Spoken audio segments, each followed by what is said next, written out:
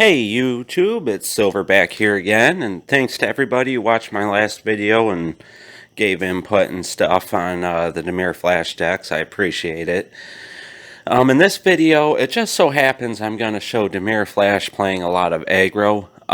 That was kind of by accident, wasn't by design, but it actually made for a good theme of the video, so I just went with it. So we're going to show a bunch of matchups against aggro decks. I'm showing three variants that I've been tinkering with. The first one has Voracious Great Shark. Somebody commented on my last video and said, give Great Shark a try, Heartless Act, all that stuff. I really like the inclusion of Heartless Act. I really do. I was trying Eliminate, and it was great, but now it seems a lot of people are playing bigger creatures along with the smaller ones. So Heartless Act lets us hit more things than not. It is a feel bad when you got a 4/4 Stonecoil Serpent, but shrinking it down to 1/1 at instant speed can be a benefit sometimes too. So it's not always useless. It's actually useful in most situations. You just got to be smart with how you play it. I have another deck list where I took the Great Sharks out and upped the number of Heartless Acts and Rewinds from 2 each to 3 each, because again, I was really impressed with Heartless Act, especially in this more aggro-focused meta that we seem to be in. But that one, I like the Rewinds. It was a feel bad when you got stuck on 3 mana and couldn't cast the Rewind. So now my latest iteration has Pouncing Shore Shark, which is kind of a middle ground. It's more tempo, but it gives us tempo that we already have with Brazenbauer, so we can continue to bounce things until we can remove it or destroy it. Voracious Great Shark countered things, but 5 mana was a little expensive. If you had a Cunning Night Ponder out, it felt a lot better. But Pouncing Shore Shark is also 5 mana, but we can usually flash it for 4 or 3 with a Cunning Night Ponder, which feels even better in my opinion. So that's where I'm at with the deck right now. I'm really enjoying the games I'm playing now. I don't know why, but that first week after the bannings it was a tough time for my Magic deck. I don't know how you guys felt about it, but now I feel like my Flash deck is in a good place again, and I'm excited to show you these games, so let's get into it.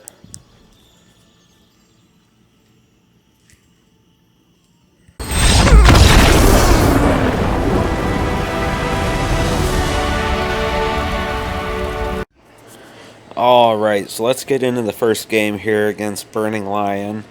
Again, I'm gonna jump between the games. I showed the 3 variants of the deck. You should be able to tell which is which just by what cards you see.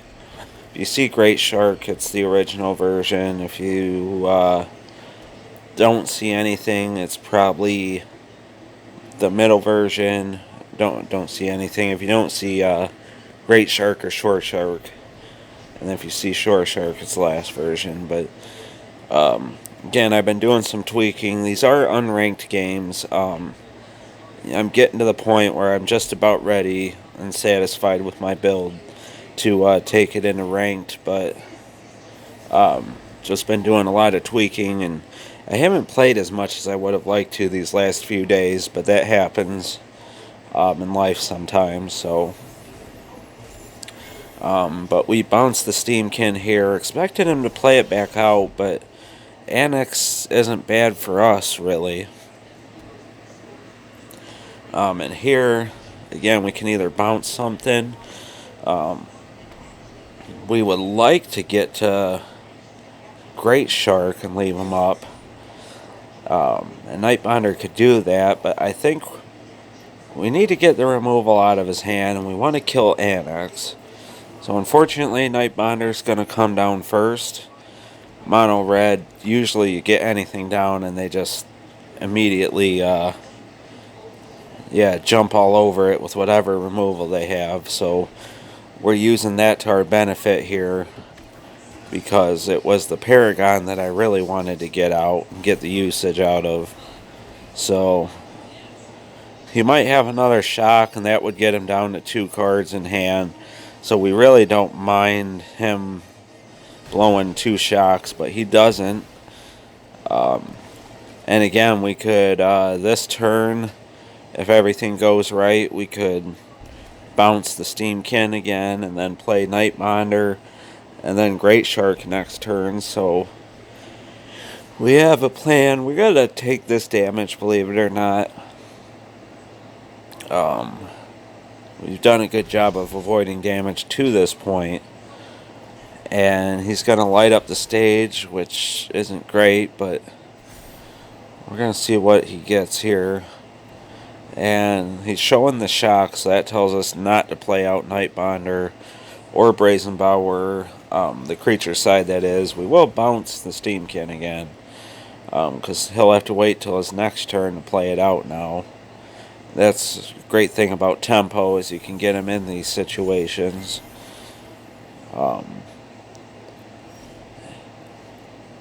Okay, so now we could just cast Great Shark naturally without the help of Nightbonder, so that's a plus. Great Shark could counter Embercleave, but really I think we'll get rid of the Steamkin. Steamkin's a great Embercleave target for him. It's a great mana producer. I think it's worth getting off the board. But, maybe we should have considered saving it for the Embercleave. But anything else we would have played out would have died to shock. So I don't think that's a bad play. We needed to hit the board with something, and now he does not. Yeah, he definitely doesn't have Embercleave mana now. So he'll get in for 1, down to 17. Life total looks down to 15. Life total doesn't look that bad. We'll actually shock this in down to 13. Because that gets us at Lockmere mana. And hopefully we can get him to not make his 10th Street Dodger unblockable and block it with the Lockmere. We'll just see what happens.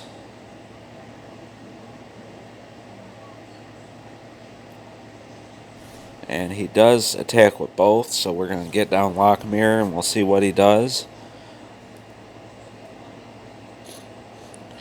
He will... He's got something in hand. But having a 5/4 and a 7/7's going to be great here. And he does have the Embercleave.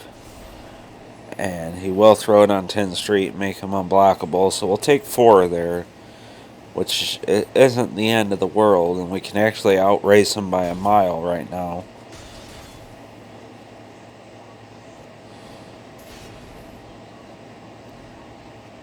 Okay.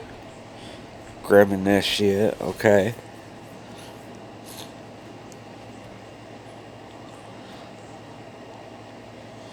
So we get down Nightbonder, and that will let us play out our other cards.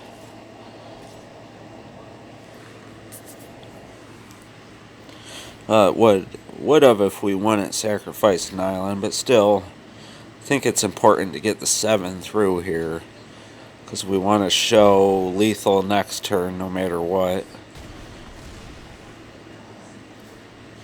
And we flash in a flyer, and we should have it. So the opponent, he can get in for 4 here. Robber of the Rich isn't going to do it for him right now, as he makes 10th Street unblockable. So good showing against Mono Red. This deck, no matter which version really, has pretty good game against Mono Red most of the time. And he makes him double unblockable. But yeah, this deck has excellent game against Mono Red. As our opponent takes us down to 5. Except we're going to draw a card here and see if we can't get a removal spell. And Slitherwisp isn't horrible. Play him out just to let him know how dead he is. and he gets in and scoops. Alright, mono red down. Let's move to the next one. Alright, so here we go again against Talon 3010. This hand, it's okay. I mean, we can do some tempo stuff. The lock mirror is something that we will hopefully get to. One thing I did, I upped the lands to 24. Before I always ran 23 in the deck, and that was okay. But I find with 24, at least on Arena, you don't get mana screwed quite as much. And that's a big thing. I mean, I guess I'd rather flood than be mana screwed. At least if you flood, you can play everything you draw. If you're mana screwed, then and that might have been part of the reason why I was getting so frustrated last week. Because you get mana screwed, and then you just basically draw cards, and then if you're playing a discard deck, you got to discard the cards you drew, and you can't play any of them anyway. Sea Dasher's great with Fairy Vandal, but a Boreal Grazer is going to stop us from getting in.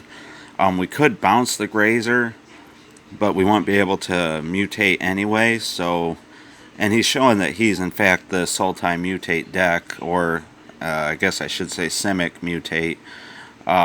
But there's a good chance he might have black, or no, he might be straight Simic. Either way, I think our best bet here is to probably bounce the Baby Godzilla in response. Given a lot of thought to it here. And yeah, that's probably our best route there, is just to bounce it. Keep him from getting the value. He might be able to play it back out here, which he does, but at least he can't get in. He didn't get to pull the land from his deck. And again, he's running low on gas. The thing that's really killing us is that Boreal Grazer. If that wasn't out there, we might be able to get through here and get some damage. Hopefully he doesn't have the one that the 6/6. You all know what I'm talking about. The reason to play Mutate. He plays Gemrazor out, which is another creature with reach. So that's a big deal for him here. But I think the plan is, I would imagine he wants to get in with the Gemrazor. I think he wants to be a little bit aggressive here, as the way I would take it. So we'll let him get through, and he can effectively only block one creature. So I think our best bet is to play out the Brazen Bower and then attack with both, mutate onto the one, and Stone Coil Steve Austin changes that plan. Although we could still do it. We'll see if he's willing to lose the Grazer or the Stone Coil Serpent. Either one's pretty okay with us. And again, we can maybe double down on the Fairy Vandals. And to my surprise, he chooses not to block with either. So we'll go ahead and we'll grow our Fairy Vandal. We'll actually grow both of them. Maybe should have played Thieves Guild first, but what can you do? And this way we can effectively, unless he leaves everything at home, we can effectively get in. It might have been smarter to go Thieves Guild Enforcer and then Fairy Vandal. Sure, we would have tapped out, but we might have been able... And there it is. It's Auspicious Sterix. That's the card I was thinking of. But if we had done it like that, maybe we could have got enough in the discard pile. We would have been short by a card, it looks like. But either way, next turn we can lock Mirror Serpent. Two Pouncing Shore Sharks isn't great for us, but he only attacks with one. And we might, in fact, just chump here. End raise Forerunners, that was a great thing to get out of the library. But we're not going to chump. We're going to wait and see what happens. So again, I think we're going to attack with Brazen Bower. We don't mind trading it off. I mean, it sucks that we're not going to get... Well, actually, I guess that makes sense on his part. And we'll just hold up the lock mirror here. Again, I imagine he'll attack with everything, so we'll have to do a lot of chump blocking. He doesn't attack with everything necessarily. So we'll kill the Sterix, and we'll kill one of the Shore Sharks. And yeah, we'll take 4. So that wasn't too bad for us, I don't think. And he had a land, and he's just going to play his Umori the Collector. So what do we need here? Well, definitely not a land, but we can use Lockmir's ability to draw a card if we need to. He can try to... Not... Okay. I was about to use the ability, but... Slitherwisp. Slitherwisp isn't terrible. We're kind of left in a position where I'm not sure what to do. We can't pay 2 life. Right now we could have blocked 1 attacker, 2 attackers, and we'd end up taking 4. And he actually chooses not to attack, which is, I think, an awful idea on his part. But again, we had 2 cards in hand. He got blown out once, so I get it. But I really don't get it either. So we're going to go ahead and just pump our Fairy Vandal. And then we could remove 2 things effectively. I wanted to remove Stone Coil, but, you know, protection from multicolored prevents that. So we're just going to go ahead and swing all out. And we're going to give Lockmir unblockable. And he can effectively prevent... Oh, okay. He could have prevented 4 of it. So we got him down to 1. If we could draw... See, should we try to draw into... You know what? We'll just pass the turn and see what he does. And he scoops. Alright, we got there against Sultai Mutate. Or Simic Mutate. Alright, so we move into another game here against Radical Rat. It's a tubular name. So yeah, with the deck, again, I'm playing the 3 different versions. It's a mixture of the 3 decks that I showed in the beginning. Because I am, you know, kind of being fluid with the deck right now. I'm not 100% sure how I want to run it. So we're open to anything. As I'm recording this, I think I have the version finalized, and I'll be putting out a video with my finalized version.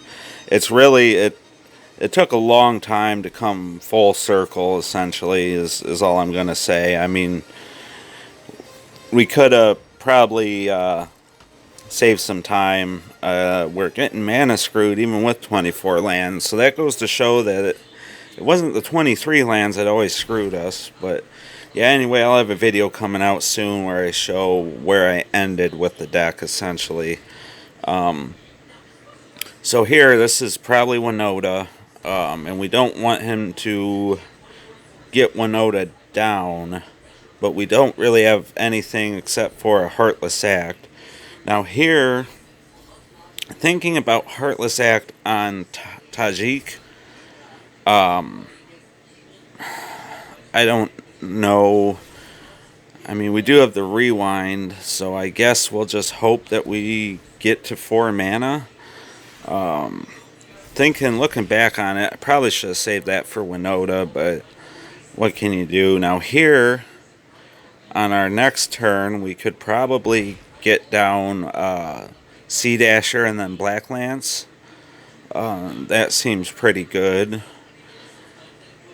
And if he swings out here, we'll actually go for it. And we're not prompted for him to do anything at instant speed, so I feel better about putting Sea Dasher out. And we'll go ahead and we'll get rid of his soldiers, because at least now if he gets Winota down, There's really nothing that he can do with Winota. So he'll probably want to build his board back up. Freebooter here is a little annoying, but again, we'll attack all out. He'll either hold on to our rewind, which we didn't have the mana for anyway at this point. Well, now we do, so it is a pain in the butt. Probably should have attacked first and then played the land to make him feel more comfortable about blocking. But at least now, if we play out Night Bonder next turn, we have two options. Play out Slitherwisp this turn, at the end of his turn, and then Night Bonder and start the pinging as Judith comes down, so that's pretty good for him.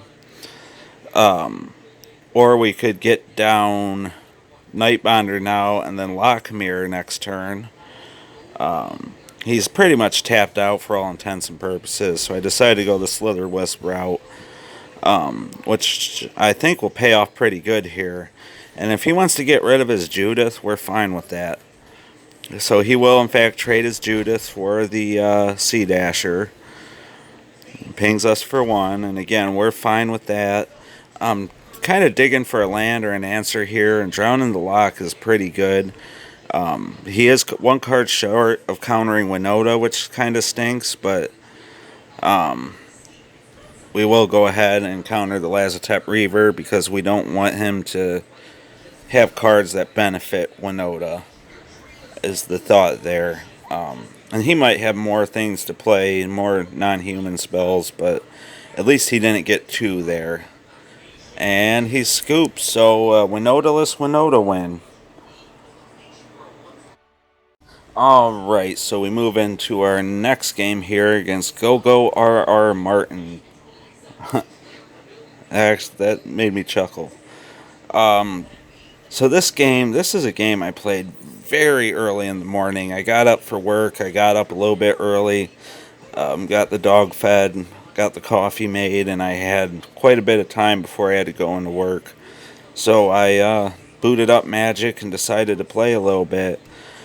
So if there's any misplays here, it was super early. Just throwing that out there. So we have a pretty good hand from Mono Black, I think. I mean, it's not extraordinary or anything, but we could have blocked here, Heartless Act, but wasn't too worried about the Gutter Bones at this point. I wanted him to tap out, and because he didn't, I decided to Heartless Act here. Because he's obviously either holding up for removal, or maybe he didn't have a 2-mana spell to play. But I'm thinking more than likely he has removal in hand. So here I want to try to force him in a situation where he's going to play a creature, preferably not a major creature. Night the Ebon Legion is okay. We're not too worried about that right now. And he'll continue to leave 2 mana up. So unfortunately, I'm going to play the Fairy Vandal as sort of a sacrificial creature. If he's got removal, I'd rather that get removed than, say, Slitherwisp or even Sea Dasher. So we're just going to land go here. Again, I'm thinking our opponent will probably hit us. If he doesn't pump, I think we'll see a Spawn of Mayhem coming through here, which would be great for us. I'd welcome the Spawn of Mayhem because I need him to tap out so I can play my stuff. He looks through our library and he brings Gutter Bones back and then plays him out, which is, I mean, absolutely the best thing he could have done for us there. I mean, we do not mind that at all. We are flooding out a bit. So probably, which I didn't do, but I think there, putting Sea Dasher on top of Slitherwisp would have been the play. I don't know why I didn't do it. I guess getting 2 for 1 here, if he has the Eliminate or whatever, isn't a great feeling, and I guess I wanted to play Sea Dasher as a blocker, or if anything was going to get removed, I wanted him to remove the Sea Dasher. Rewind is a minute late and $1 short, so here I'm trying to get him to spend his mana to pump. which again is the best case for us. For him to tap out just to pump and save his creature is what we wanted. I would have rather not have sacrificed the Sea Dasher for that, but what can you do? So we'll get in here. So preferably we could rewind and counter something, but he decides to attack first. I play the Thieves Guild Enforcer, kind of hoping I'll fish up something else, and this way I can still leave rewind up. We don't get something else, unfortunately, but we do mill some pretty good cards. So the thought here, he did it once. If Well, we go ahead and we block the knight so that he can't pump. And the idea again is if he plays out something big like a Spawn of Mayhem, we can counter it, which he does, and we do. Looking back at it, and he scoops, so we tricked him into scooping here, but he was probably well on his way to victory in that one.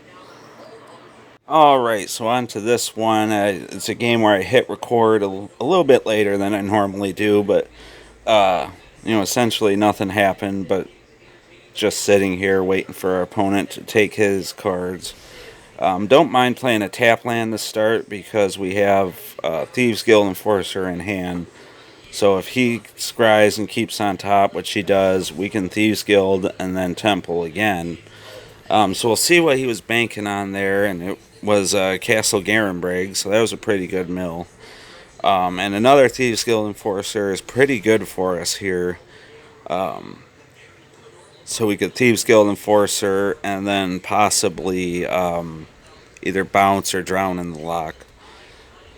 And we're actually... let's see what I do here. I'm willing to bait him into a trade normally. I don't, and I just pass the turn. But getting in there isn't a bad idea because he was tapped out, and I don't think he would have traded the Fiend Artisan. So he takes a look at Thieves Guild Enforcer, and he decides to pass his turn.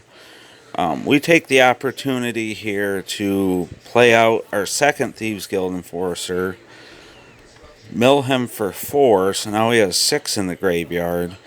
And we'll see how much of an advantage this is to his Fiend Artisan. Turns it into a 3/3.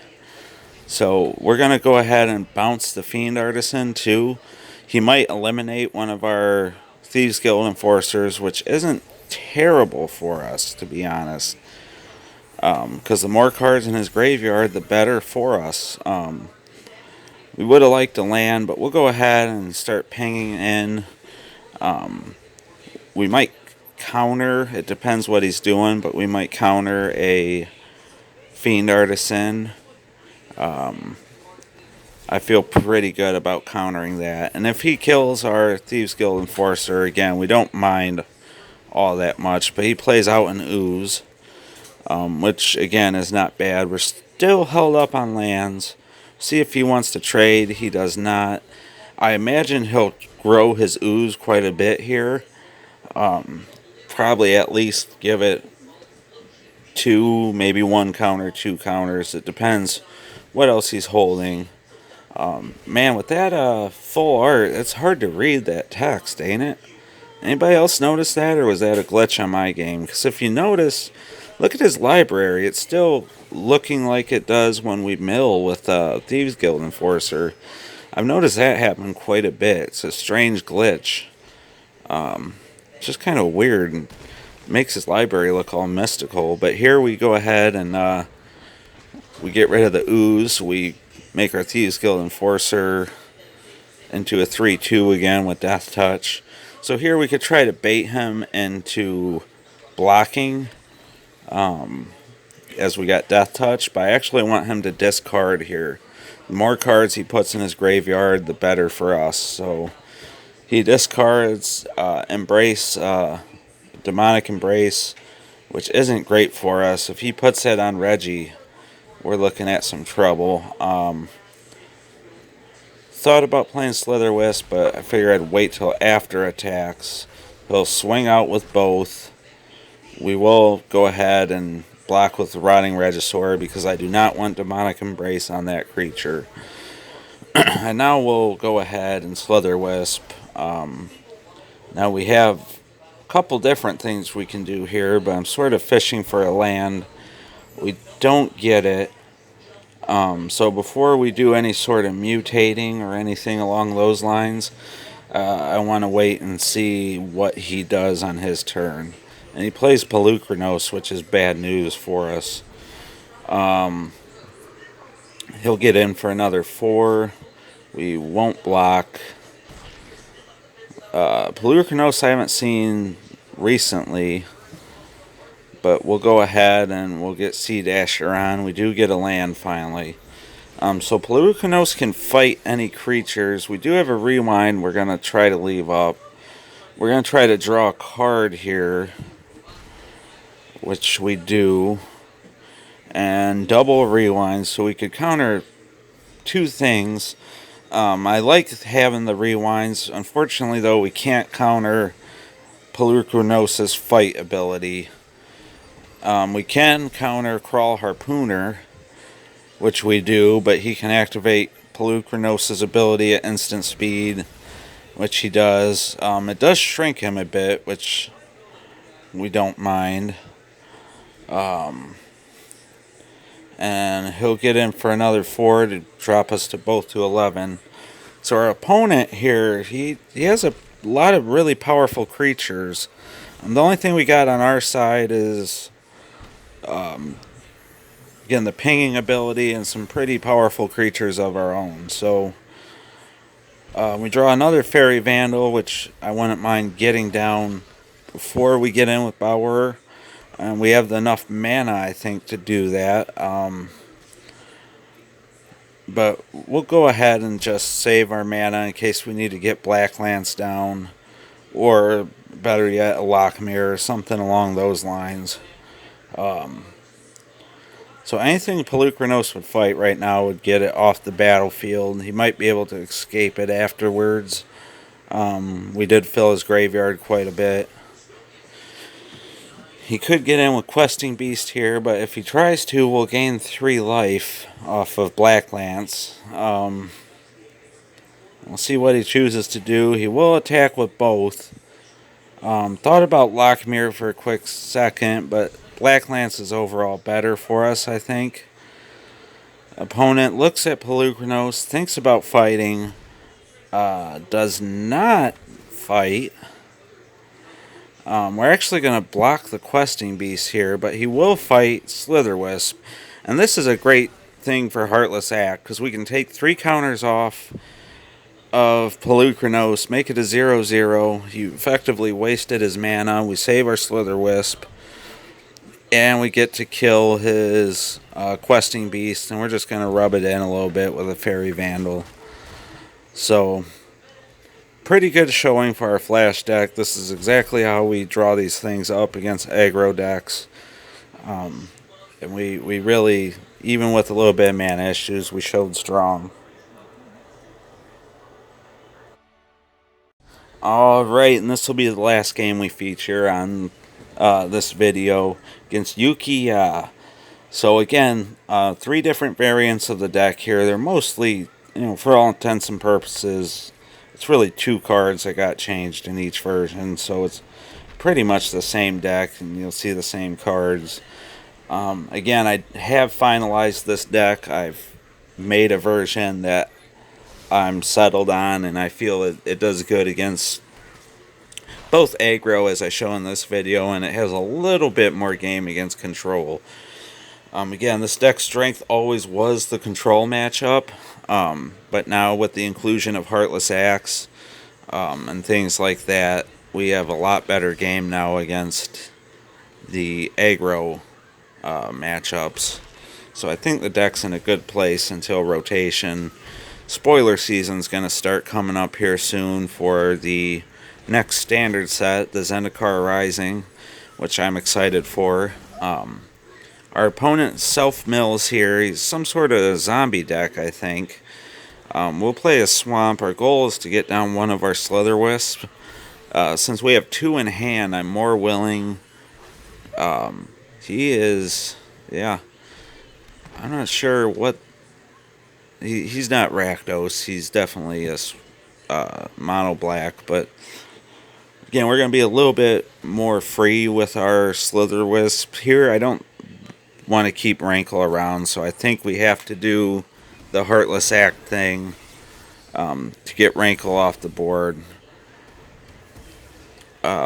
which we do. Otherwise, we would have 100% played Slither Wisp there, but now we can leave up Rewind, so we're in a better spot if he does decide. And he gets a huge scry. This is the best Timurit Calls the Dead I've seen. A lot of times I see people play it and they get almost nothing off of it, or their zombies are dead by the time they get to Chapter 3. So for him to get the Scry 2, that was a very good Timurit Calls the Dead. We'll let him get in for 4 and see if he's going to try to get something in after the fact. Again, Gutter Bones, we don't mind him spending his mana to get it back and play it out. And another Gutter Bones, we don't mind that either. So we'll go ahead and play Slither Wisp. And really, we could play our second Slither Wisp if we wanted to, but there's no reason to do that now. We might as well leave up the Rewind. Opponent could get in for 8 here, put us on a 2-turn clock. But again, I'm not too worried about these things as it goes. Because next turn we could have Slither Wisp Nightbonder out, which would be huge for us. We will counter that. I don't want him making more zombies. And we'll untap our lands here. And he will get down the Footlight Fiend, which is fine by us, to be honest. And then we'll get down the Cunning Nightbonder, and this should get us well on our way to winning now. So we can start killing things. We'll go ahead and play down Thieves Guild Enforcer, mill some more. We can counter just about anything he's going to do now. We can kill just about anything he plays. If we can't kill it, we can bounce it. I would have liked more flash cards. We're sitting on a ton of removal. But we'll go ahead and get rid of the Footlight Fiend now, because his ping for 1 won't hurt that bad. Where otherwise he might be able to kill one of our creatures with it. We could get in for 8 here. I know I'm not going to trade the Slither Wisp for anything, so we'll get in for 6. And we'll see what our opponent tries to do. We should be able to stay alive just fine here, as we'll block... my thought is we can block the Gutter Bones and just make him waste his mana playing him back out if he wants to. But unless he plays out a blocker or something here, we should be in good shape to take the victory next turn. Assuming that...